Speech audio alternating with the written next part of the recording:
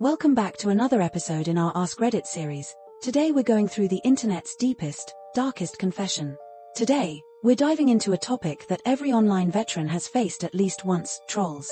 From clever jabs to downright cruel comments, these digital troublemakers know how to hit where it hurts. In this AskReddit thread, people are sharing the worst trolls they've ever encountered, the ones that stuck with them, made them second-guess themselves, or just left them feeling terrible. Buckle up, because this one's raw, real, and might even make you think twice before posting that next comment. So, what's the worst troll that left you reeling? Let's jump into these stories and find out just how low the internet can go. You/Stefastfads32 responded. When I was in high school around 14-15 years old, everybody was playing Counter-Strike, and so was L33 Speak was hitting its all-time high. In computer class we were just playing around with the computers, when I stumbled upon the Wikipedia page of my hometown.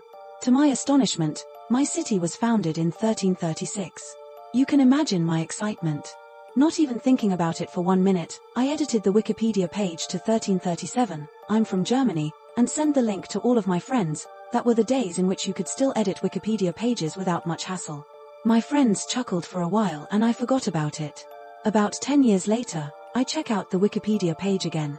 It still says 1337. I tried to edit it back and told the authors I changed it 10 years ago, but they don't believe me. Now, even in the English Wikipedia, it says 1337. In my hometown's tourist information and homepage it says 1337 and cites Wikipedia as a source. TLDR, guess my hometown will be 133T forever. You/Hellions responded. When I was in the Navy, we were often tasked to repaint various parts of the submarine to prevent rust.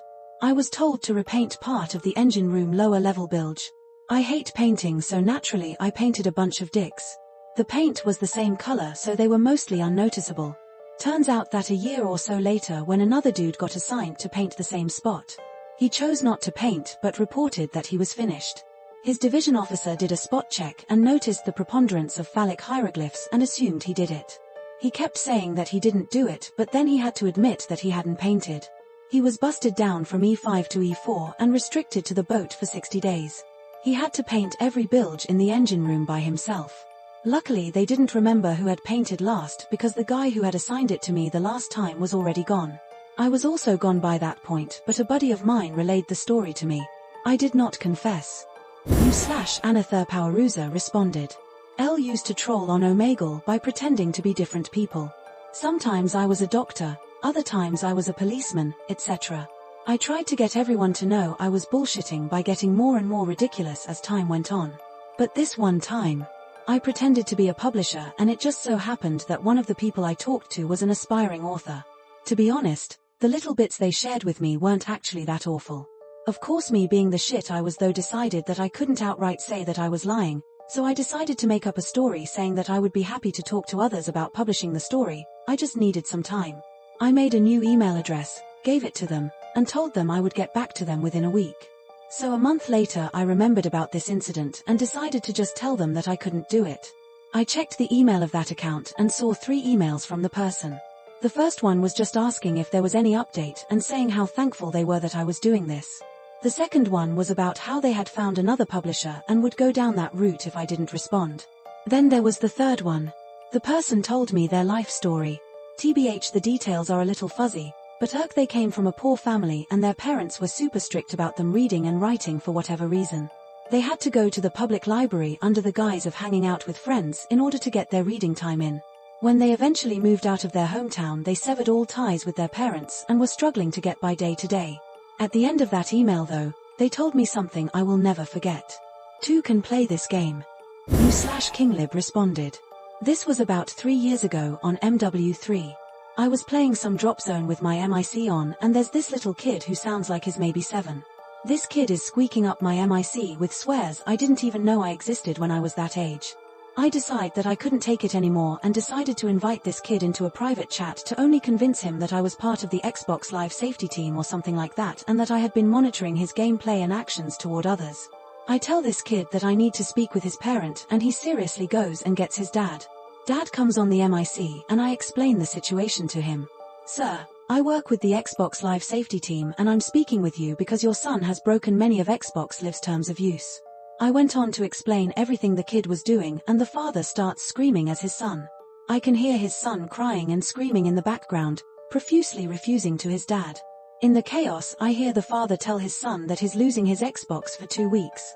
A loud wail filled my mic and I couldn't contain it anymore, so I left the private chat. 2 minutes later he left the game. I felt a little bad. Kid shouldn't have been saying he was gonna fuck me when he was 7. U/KLBD responded. It would be called trolling by today's standards, but back in the day, 1999 to 2000, me and a couple of online friends would go on random chat rooms, typically gaming ones, and annoy some of the guys on it. One time I remember, even 15 years later, was when a friend and I were on some chat room, I can't remember which one specifically, and a random guy asked me out, so Elle said yes, jokingly of course. He talked to me in private and must have genuinely thought I was actually his girlfriend, so I was playing along, and sending the messages to my friend, and would sit there and laugh at what he was saying to me, such as calling me gorgeous even though he didn't know what I looked like, saying he really loved me, etc. I went back the day after, just in general, not to annoy him again, and turns out that after me and my friend had left chat, he was talking to the others on chat about me and how I was the best girlfriend he ever had and stuff. It turned out he was autistic, and had no idea that I was joking. I felt so crappy after that. LD have never done it if I knew that were the case. I went back on the chat a few times to apologize to him, but I didn't see him again. Slippy 2, if you ever read this, I am so sorry. U/Docalypse responded. Man, I hope this doesn't get buried, but I have an awesome military story. So, there's this guy, a staff sergeant, in our platoon. Married with 4 kids, 1 on the way. He uses plenty of fish at work, and some of our E4S got his username. They come up with this elaborate plan, create a profile with pictures and the whole shebang, and start chatting him up. This goes on for a month. He told fake profile that we nicknamed him Sparkplug because he gets things started around here. That was complete bullshit. Dude couldn't pass a PT test for the life of him, no idea how he got his 6. Anyways, all Sparky is really into fake profile girl and brags, even shows the guys at work.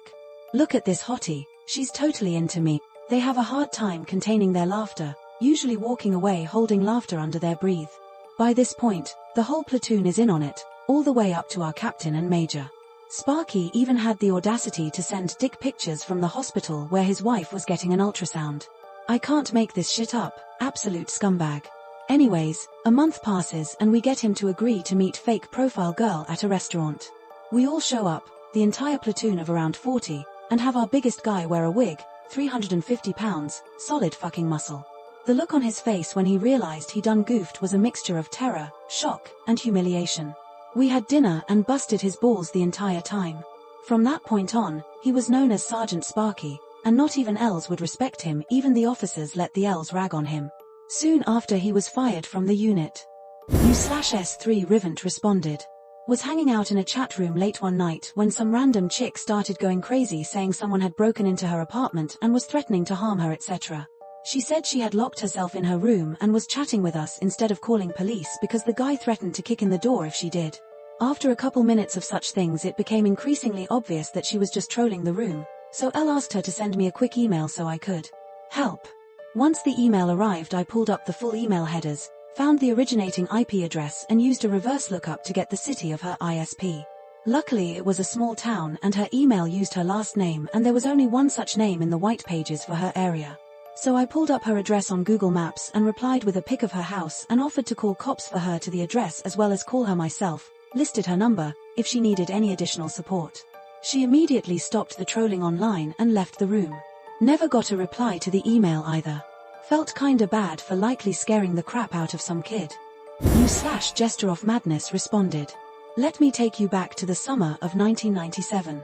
School had just started and there was a kid in our 3rd grade class we'll call Ryan, and Ryan came from a single mom home and were very poor, and Ryan had a lot of issues, and although he was the class punching bag, not literally, he never actually did anything to deserve it.